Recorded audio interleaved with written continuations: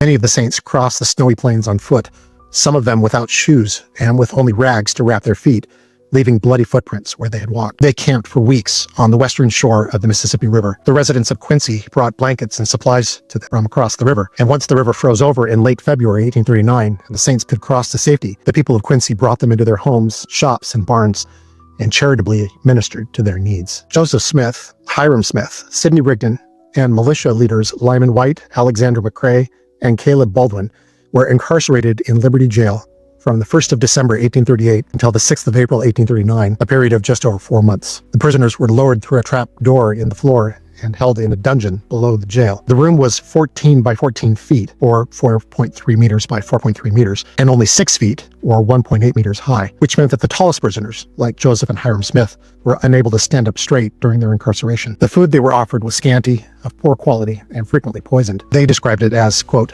"so filthy, we could not eat it until we were driven to it by hunger." At one point, the guards tried to feed them the amputated limb of an African slave. The prisoners were provided with no bedding, so they were forced to sleep on the stone floor with only a bit of loose straw for comfort. They were constantly cold and frequently sick and malnourished. During his imprisonment, Joseph wrote letters to church leaders, the saints, and his family. His best-known letter was written in 2 parts, on the 20th and probably the 22nd of March, 1839. The first part was 17 pages, and addressed to the Church of Latter-day Saints at Quincy, Illinois, and scattered abroad, and to Bishop Edward Partridge in particular. The second part was 9 pages and addressed, continued, to the Church of Latter-day Saints. The letter was written in the handwriting of Alexander McCrae and Caleb Baldwin, with corrections by Joseph Smith. It was signed by the prophet Joseph, Hiram Smith, Lyman White, Caleb Baldwin, and Alexander McCrae.